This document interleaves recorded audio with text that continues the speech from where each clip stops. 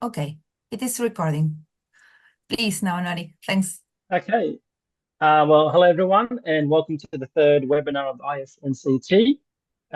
So it's my honor to introduce you Professor Yuan-Hao Lu. I'm sure this community everyone knows about him, but I'd like to introduce him very briefly. So Dr. Liu is a physicist with expertise in boron neutron capture therapy. He earned his PhD from the National Tsinghua University in Taiwan in 2009. He played an important role in the Thor reactor-based BNCT project at this university, achieving the first BNCT treatment in 2010. In 2014, he joined the Nanjing University of Aeronautics and Astronautics and founded the New Boron Medical Group. So from 2019 to 2021, he established China's first accelerator-based BNCT center at Xiamen Humanity Hospital. And on October 9, 2020, his team conducted the first in-hospital boron neutron capture therapy treatment outside of Japan. So currently they are conducting a phase 1 clinical trial, and very, very interesting to hear his presentation. So I would like to pass the stage on to Yuan-Hao Lu. So please, Professor. Thank you. Thank you for your kind introduction, and thank you for the invitation. It's a great honor to join the third webinar and to share some of my personal viewpoint about the future of BNCT. So this will be an informal presentation. So if you have got any question, we are open for discussion at the end of this talk. So let me share my screen. So could everyone see my screen?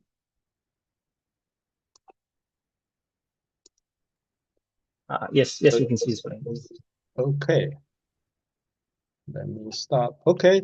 So the talk of my presentation today is conjecture about the future of boron neutron capture therapy.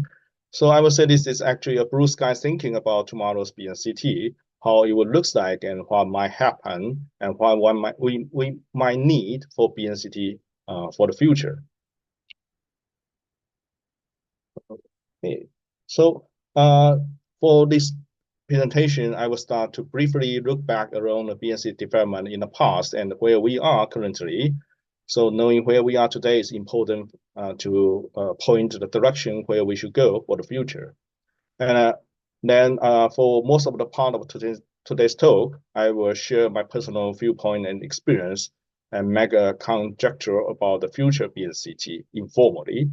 Nothing's really serious or nothing's really, I would say, scientifically proven yet. But I think this is an interesting topic to talk about today. So let's start with a short history of BNCT development, the track of the past.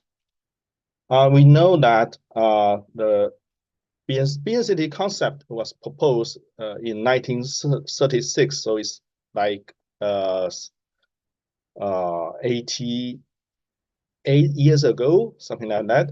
So first being proposed by Dr. Locker, and from there we start to know about BNCT.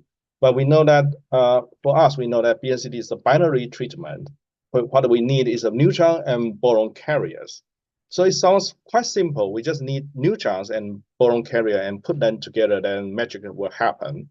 But in reality, things are not so easy as always.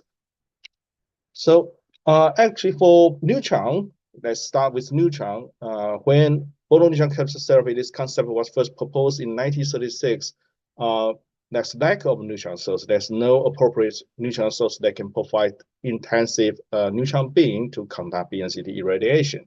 So in 1936 until 1950s, we are at the stage of feasibility study. And later on in 1950 to 1970s, we start to use nuclear reactors as a neutron source to provide some neutrons for BNCT. But as what present in the screen, you can see this is the first patient being treated in United States using a thermonuclear reactor, where the patient was placed under the ground. So you can tell easily it's really not an ideal and safe environment to do BNCT. That lead to I won't say screw up, but a bad outcome for BNCT. Then we know in 1970s to 1990s, BNCT has a great improvement and development in Japan, where we start to use thermoneutron beam. We have the concept of beam to get a beta penetration and to get the directional irradiation. But in that time, we have a poor penetration because the neutron energy is pretty low. So we need to do to open the brain, the bone, and in order to let some neutrons reach the tumor. And in that time, we don't have a dedicated nuclear reactor for BNCT. Then in 1990s to 2010, we start into the epithermal beam era, where we have the HFR nuclear reactor pattern, and also the FIR1 reactor, and also the MIT reactor. Both has intensive epithermal beam, which provide beta penetration. So we don't need to open the brain anymore. We don't need to do the neurosurgery in the nuclear reactor. And since then, we have the dedicated BNCT reactor available. However, then we encounter Fukushima accident in 2010, which is a tragedy. And also because of this accident, the nuclear power development, the nuclear power industry got set back. And also this lead to the shutdown of JR4 in Japan. But when the crisis comes, is also the turning point for us. Since 2010, we start to BNCT start to enter accelerator-based BNCT system, and now we know there are more than 20 accelerated BNCT projects around the world. But the challenges still are around the regulatory affairs and also for the translational medicine study. However, with the accelerator-based BNCT system, we have made things much easier, and now we can put the BNCT into the hospital. So these slides give a short review about the neutron source development in the past. And also for the boron carriers or boron drugs. I'm not a chemist, so I don't know much about the boron drugs, but in this slide, I would like to say briefly, we start with a borax, which doesn't have any selectivity or targeting capability to bring boron atoms into the tumor, which we need them to be in the tumor cells with 10 to 9 boron atoms in each cell in order to have to deliver sufficient boron dose. But in the beginning, when we use borax, we cannot do that. And that's also a reason why we don't get a good result in the beginning. Then after nearly 30 years of development, we come out of BSH and BPA, which is commonly used nowadays. And so in this stage, we start to get good outcome for BNCT, and that's why people start to believe in BNCT. And nowadays, we start to have some new boron carriers using different boron carriers, let's say different linker and different peptide, antibody, and some small molecules that provide much better targeting capability and deliver much more higher concentration of boron into the tumor. Okay, in the second part, let's look at where we are and what is the current status of BNCT. So for BNCT systems, I would say, although there are still some reactor-based BNCT systems running in Poland and in Kyoto, and also in the Tsinghua Hsinchu University, but I would say, and also in Argentina, I would say this is only 4 reactor is still running for BNCT, and now most of the BNCT projects are based on accelerator-based neutron source because they provide superior hospital adoption, and that can comply with medical device regulations. And also it's nuclear fuel free, so we don't have a concern about the nuclear fuel control. And also it provides better beam performance compared to a reactor BNCT. And most importantly, it has a much lower social and economic cost when we use accelerator BNCT. So now most of the BNCT project are based on accelerator-based BNCT. And here shows quickly the basic concept of accelerator-based BNCT. We use a particle accelerator to hit the target that could be made of lithium or beryllium. Then we generate neutrons, which has a higher energy. Then we need a beam shaping assembly to moderate these high energy neutrons into a suitable energy range that is what we so-called episode neutrons. And these neutrons can provide good penetration for neutrons into human tissues. But in the meantime, it won't cause too much neutron dose to the skin. So this is a very straightforward system nowadays we are using in hospital. And for particle accelerators, we have several available choices and solutions. For example, cyclotron or electromagnetic machine like RFQ or DTL, and also the electrostatic machine like dynamitron and the tandem accelerator. So for accelerator-based BNCT, we have many solutions available nowadays. And also for the system, it's becoming, compared to reactor-based BNCT, now the accelerator-based BNCT installed in hospital is very much like a modern medical device. So you can see in the photo in the left hand, this is the sole reactor where we treat many patients. Now I believe we have treated 500 patients. I remember more than 500, and you can see the treatment room is still very simple and with a very rough patient positioning system. And now we have a much advanced patient positioning system using robotic arm. Is a hanging system or is a mounting on the ground. Either way, they can do a very good job to position the patient like conventional radiotherapy. And so this saves a lot of time and also improve the accuracy of the irradiation. And for the treatment planning system, now we have also a very modern, stylish treatment planning system that can do a very good job. And for the calculation speed, compared to 10 years ago, for one calculation, we need to spend, for example, like 10 hours of calculation. Now we can shorten the calculation time down to 1 hour. And if we do a calculation with a GPU parallel calculation, we can do one case of calculation down to 1 minute. So for now, treatment planning system is, I would say, is no longer the bottleneck of BNCT, and we can do quite pretty good job now. As to the boron carriers, we know that we have the BPA, boron phenylaniline, and the BSH and GB10 that has been used for human study, and for BPA that has been approved in Japan, and now is under clinical trial in Korea and also in China.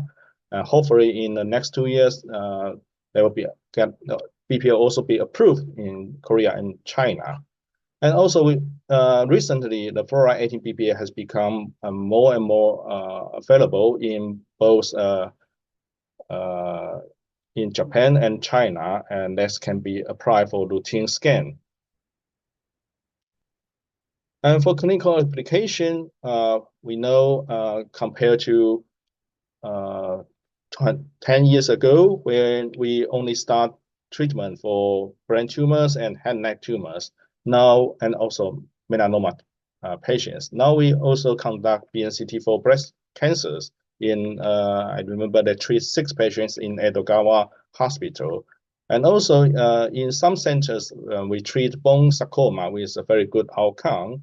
And also for some lung metastasis has been performed in Kyoto University with good clinical results.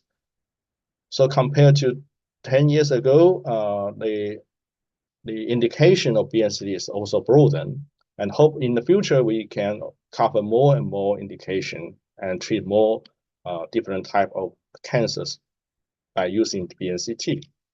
Okay, then let's get into the conjecture about the future of BNCT.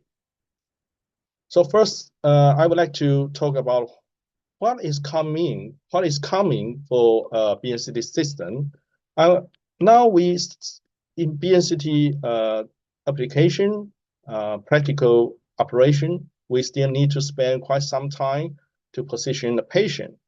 But it's one of the possibilities that we can solve to shorten this position time and increase the patient throughput is to integrate the auto parking system, like what we have been has been used for like Tesla and other EV vehicles.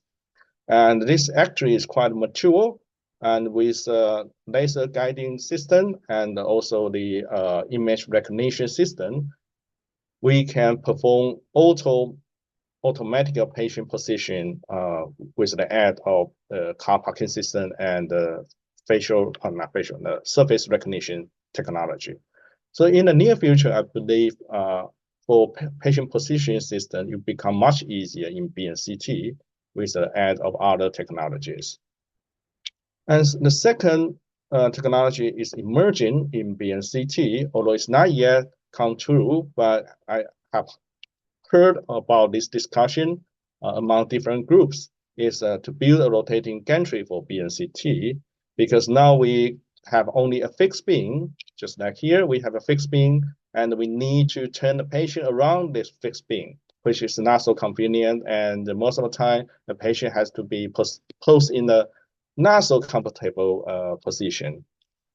So with the rotating gantry, we can perform first multiportal irradiation during irradiation, and also the patient can lie still on the coach, so they can have a better treatment experience.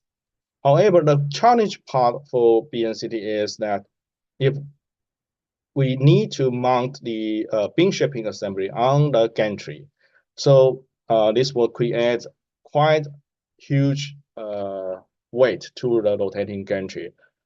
But we know that for carbon ion therapy, they can still make it work. So in principle, to mount the beam shaping assembly and the target station on the gantry is possible. However, there will be one other question is, for particle therapy, the beam is going quite straightforward. They have a very low beam emittance. But for neutron beams, normally we have a divergence, quite diverse beam. So when we use a rotational gantry, it will be a challenging task is to how we can approach the beam axis as close as possible. Otherwise, we will lose a lot of neutrons if we increase the surface, the source to surface distance. But I believe in the near future, we will have a rotating gantry for BNCT, and this will provide much flexible treatment option for BNCT. The next emerging technology for BNCT is online monitoring of boron dose using SPECT technology. We know when there's a boron capture reaction, we will have the paired ions from as alpha particle and the lutetium-7 particle.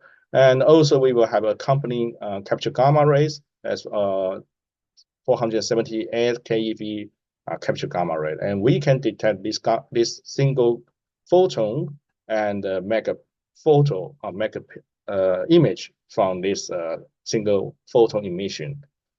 So in year 2000, this is a paper by Kobayashi of Kyoto University. He proposed to use the SPECT technique to monitor the boron capture reaction, and from there we can derive the boron dose online during the irradiation, which is not available presently. However, to use such a huge SPECT system in BNCT is, I would say, is not so practical, because sometimes we need to irradiate not only in this setup, we can only irradiate head, let's say for brain tumor or for some head neck tumors. But in the real case, sometimes we need to irradiate neck. So in that case, we cannot use such a system because there will be interference, and then you cannot do the irradiation. So in a real scenario, we need a mobile anti-radiation design spec, which we will have only one or two detector array that is available. That's in order to provide flexibility during irradiation. Therefore, for such a system, we will pursue high sensitivity in order, because to get the quantity, the amount of those change is more critical than construct the image.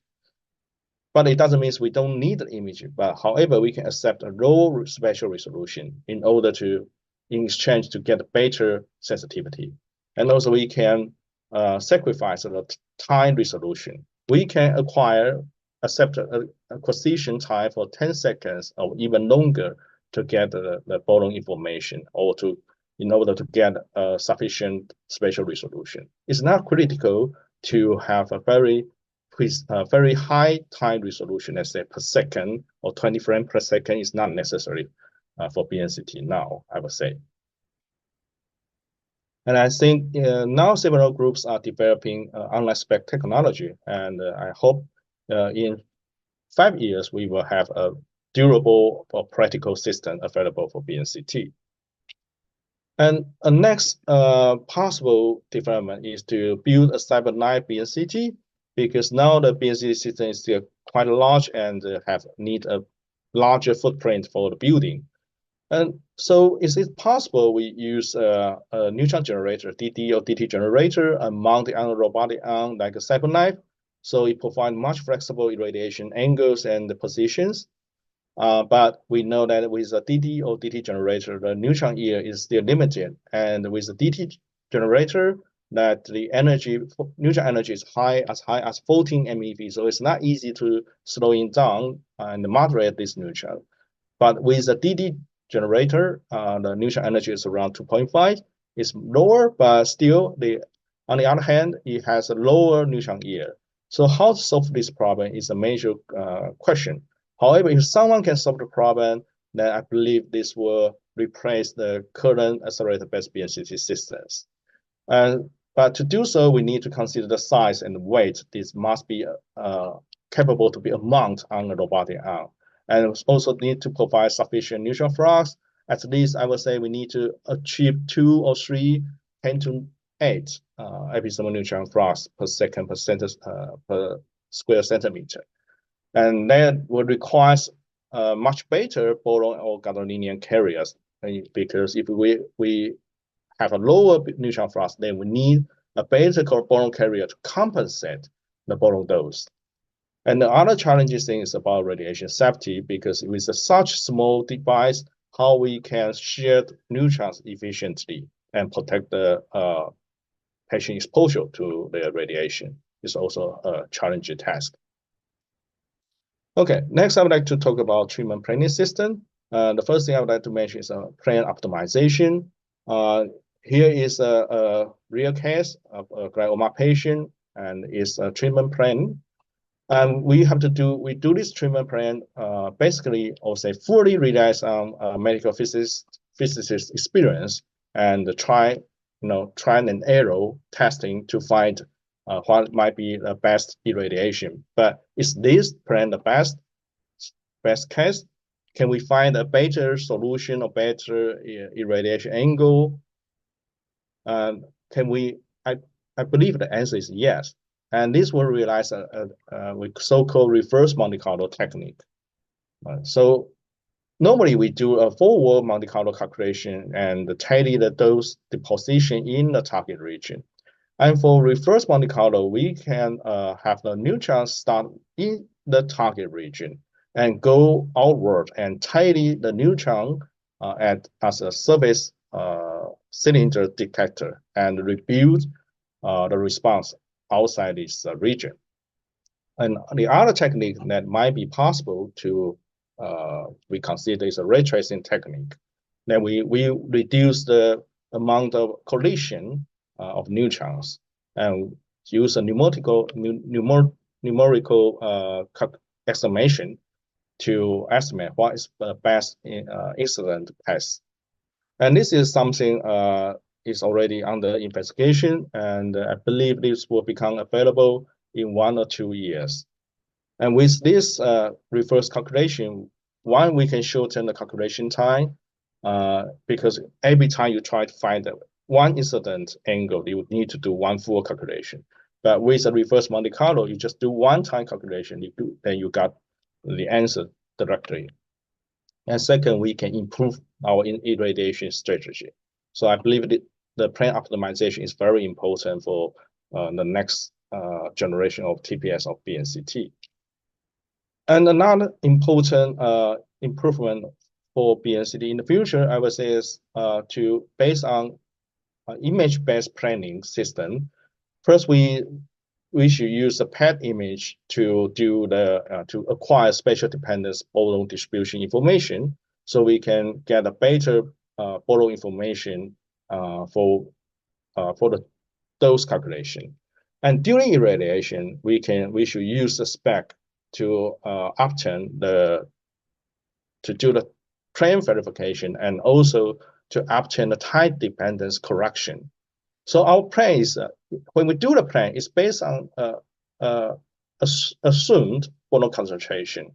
But with the spec, we can do the correction over during the irradiation. And with these two image technique, we can improve the accuracy and safety of BNCT. Okay, I'm running out of time. I will go quickly. So another important technique for TPS is, I would say, AI will be a very important technology for BNCT. Now, there are already some AI modules has been applied for conventional radiotherapy, and some groups are starting using AI technique to do the auto segmentation. So this is the first step. We can use the auto segmentation to generate ROIs from the image. And for the next step is to using the generate ROIs and using AI modules to do a fast calculation to generate those results. And the next what AI can do for the next step is to use in the deep learning and the big data. With the AI models, we can predict the complication and tumor control probability. So in order to optimize the treatment plan, not only to optimize the dose, but also to optimize the risk of complication. So with AI assistance, we can shorten the time of making one plan, and also to provide better safety and efficacy of BNCT. And another important technique that is emerging is to implement photon isoeffective dose into the treatment planning system.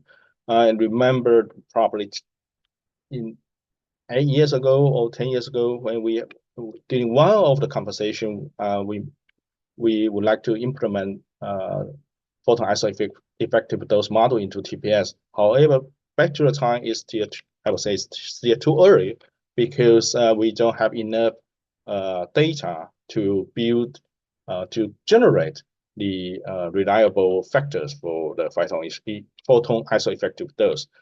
But now with the approval of BNCT in Japan, and also now into the clinical trial in Korea and China, I believe in the near future we will have sufficient data numbers to generate a very reliable model for photon isoeffective dose.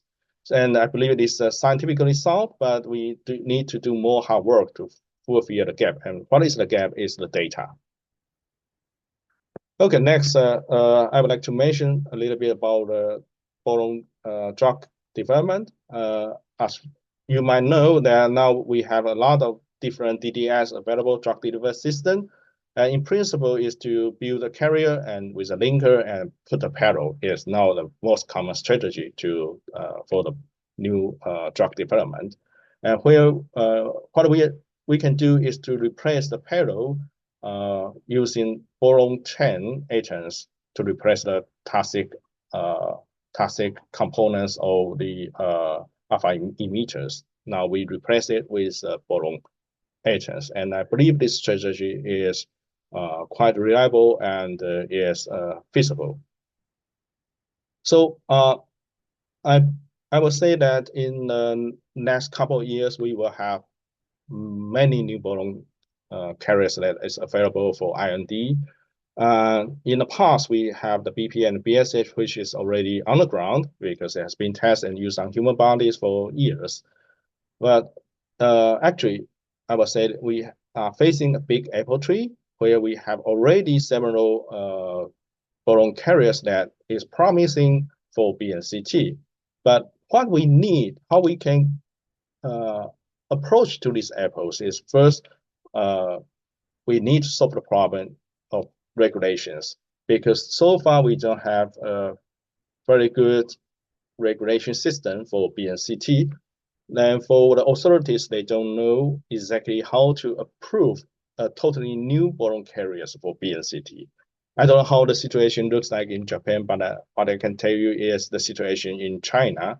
For BPA is something mature and has been used for human patients, for many patients, so we know it's safe and mature. But for completely new boron carriers, we need to come out the standard and come out approval strategy for new boron compounds. And another important emerging technique, and I believe is very useful for BNCT, is to use a cocktail combination for boron drugs.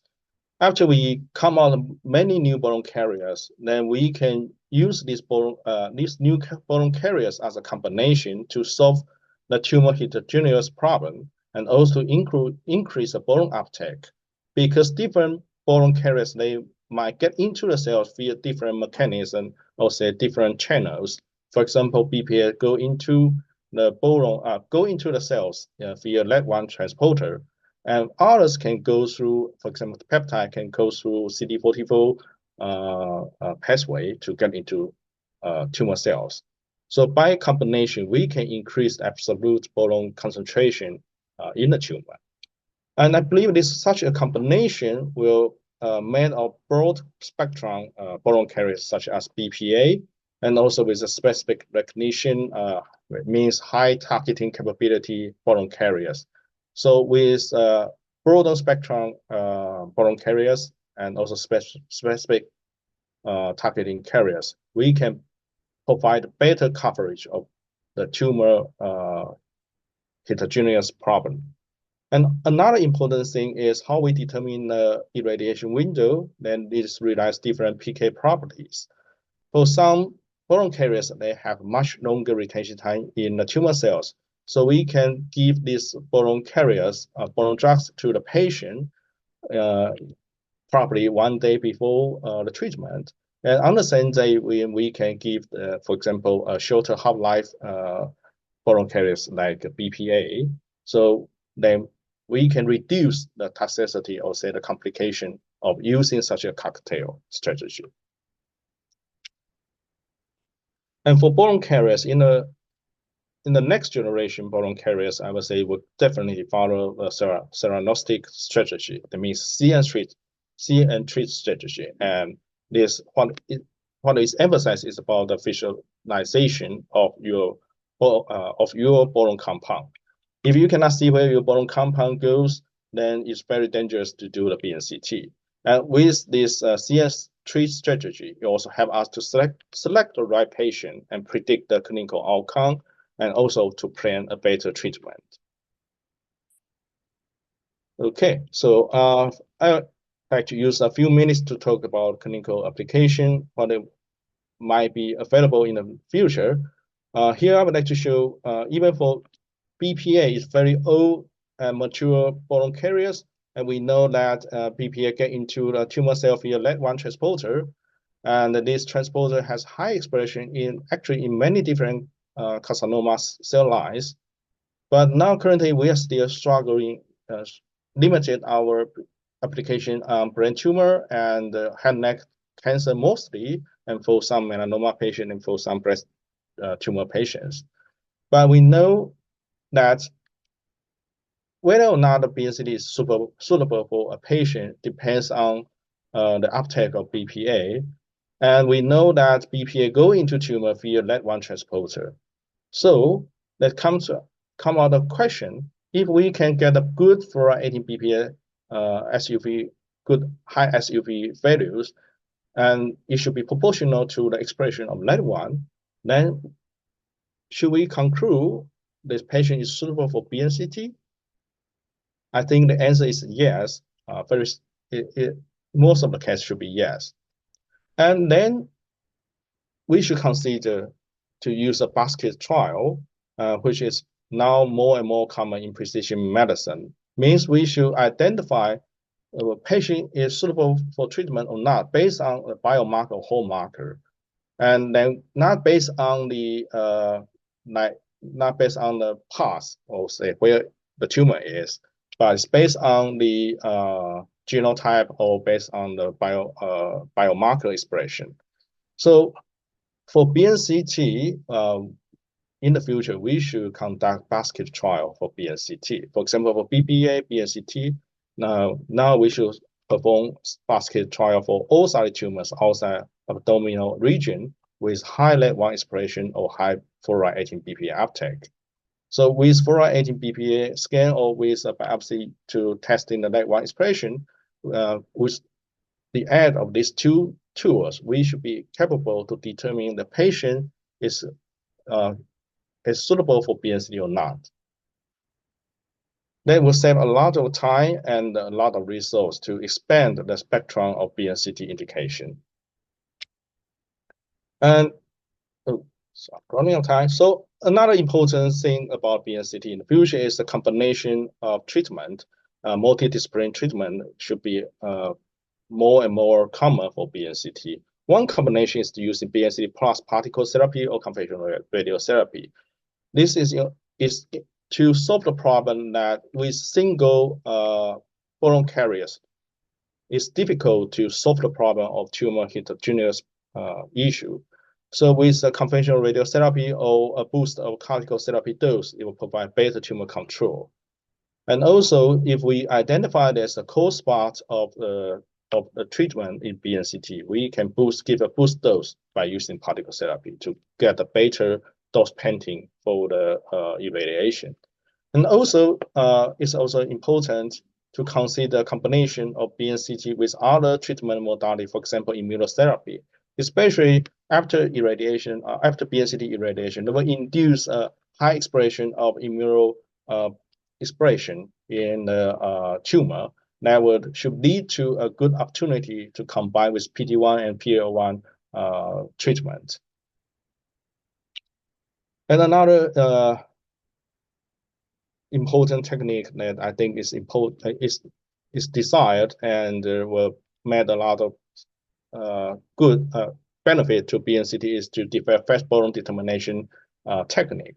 Now we realize ICP mask in most of the facility to determine the boron concentration in the blood. Then will take 10 to 15 minutes to get the result, but it's acceptable. But I would say this is not good enough.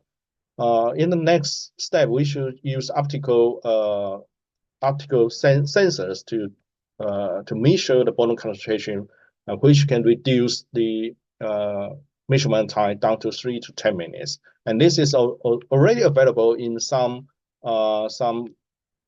molecular measurement scenario, and we can borrow this technique for boron determination. They are not directly measure the boron atoms, but they get a how to say to measure the molecule directly. And in the next, let's say far from now, we might develop an IVD system with electrochemistry or other technique that can do a measurement directly and reduce the measurement time down to 5 minutes. I hope this will be true in some years later. Okay, so in summary, I would say the future of BNCT is full of promising and brightness, not only because we will have more advanced technique in hardware and software, but also we will have a booming development of boron carriers. This will take time, but I believe the future will come eventually, and all the members in the society are the future. So thank you for your kind attention, and this is the talk for today. Thank you. Wonderful presentation, Yuan. Thank you so much. Really, thank you. Very nice presentation overview with ideas, new ideas, and what is currently going on in BNCT. Really, I enjoy it a lot, and for sure, all the audience. So, well, if there is any question, please, right now we have some minutes. You can write it in the chat. I can read it loud. Any question? Yeah, Agustina says, impressive presentation. Thank you.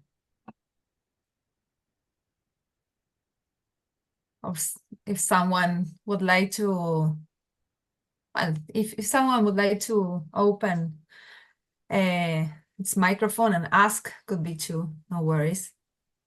Valerio says, inspiring presentation for sure. Silva says, thank you, Jan, for thinking beyond.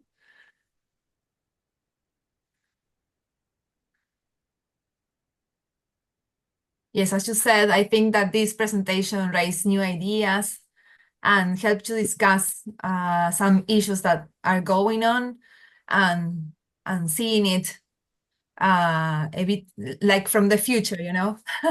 Really. Yeah. Yes, Alice, please. Yes, I have a question. I wasn't sure if to write it in the chat or to comment, but I will comment. First of all, thanks a lot. It was wonderful and make us to think a lot on the things that are not even developed, not even thought, I think, in the field of BNCT. So wonderful. Thanks a lot for that. I would like to ask you your comments on why do you think that SPECT that seems to be so promising and would give us so many solutions in the field of BNCT have not been further developed, because although it's right, there is a long way until we have a device prepared for that, but we don't have the device, but to the best of my knowledge, we don't have even a lot of advances in that. Would you like to comment on that? Yes. So thank you, Christina. I think we for some groups, there are actually several groups developing SPECT technique for BNCT in order to determine the boron dose on time during the irradiation. And the challenging part is how we can distinguish the capture gamma from the background. You know, there will be a lot of 2.2 capture gamma rays and also other prompt gamma rays. But now with many groups efforts, we can do the discrimination with several different techniques. For one of the example is the anti-competent technique or anti-coincidence technique to get better signal to noise ratio. So I don't think, in my personal opinion, I think to discriminate the 0.48 capture gamma ray from the background is now being solved. But the question is how we can increase the efficiency of the detection. So that's why I mentioned here the first system might be with sufficient sensitivity, with the sacrifice of spatial resolution and with the sacrifice of time resolution, because we sum up the amount of information or the amount of counts, we can sum up during a duration of 10 seconds or 1 minute, and then we have a sufficient, let's say, meaningful static result. And with the sacrifice of spatial resolution, we can also increase the total signal. Also with the improvement of crystal, it also gives us a better chance to develop such a system.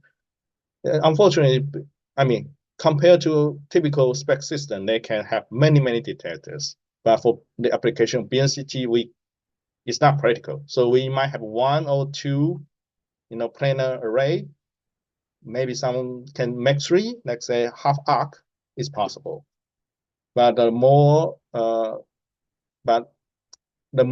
these detectors is, they got a chance that we have to face the crystal damage from the neutron caused by neutron. So the repairment of such a system also, well, it's a might be a question. If we use a very large detector array, it might be very costly to maintain the system.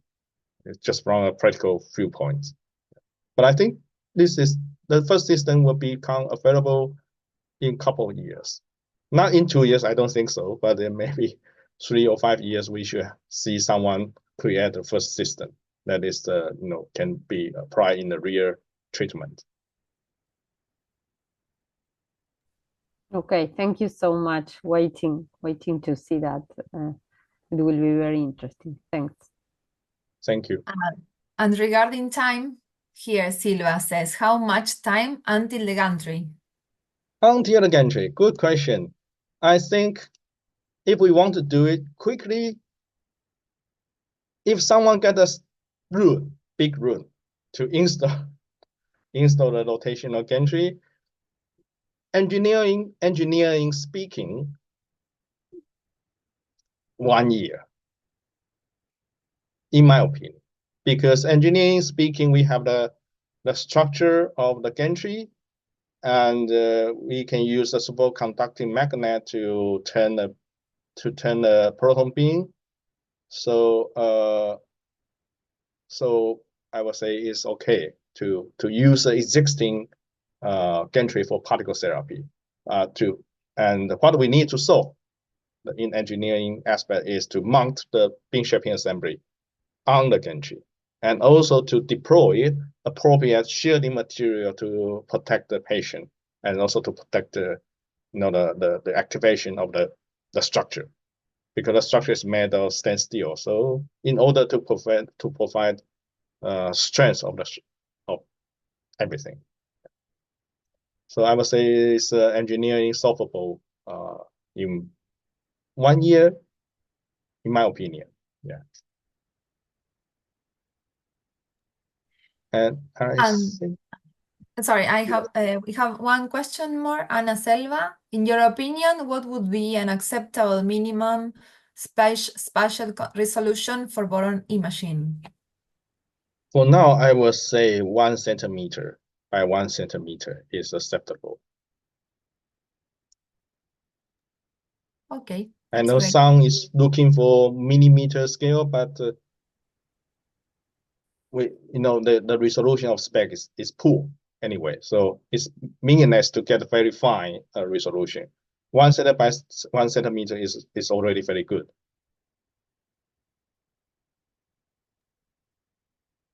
Okay, that's great.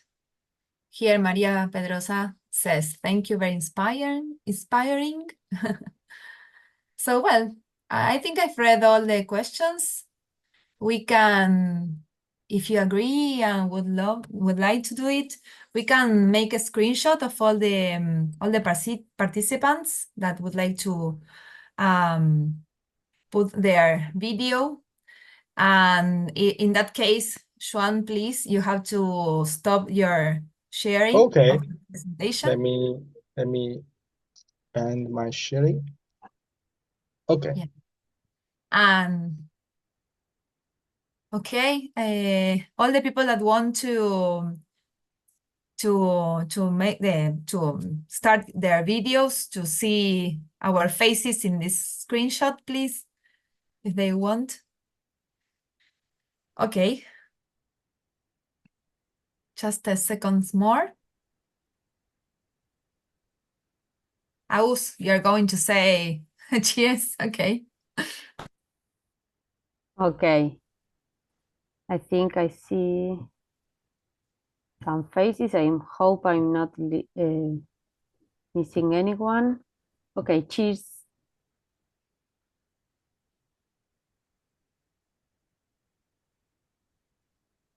Okay, let me check. I didn't miss it.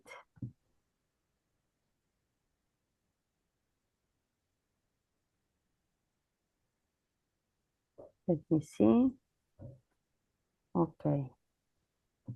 I think I got it. I hope I didn't make any mess, but I think I did it. Okay. That's great. Okay. Thank you. Okay, thank you so much, Juan, for this presentation. Very, very inspiring and very nice. Thank you all to be here and join this webinar. And okay, so we can conclude right now and hope we can see each other again in the 4th webinar. I hope very soon. Okay, Thank I will you. stop recording. Bye. Bye-bye. Thanks. Bye. Bye. Thank you. Bye. Thank you. Thank you. Thank you, Yuan. Thank you, Andrea. Thank you, Silva. Bye. Bye. Thank you. Bye. Thanks. Bye bye.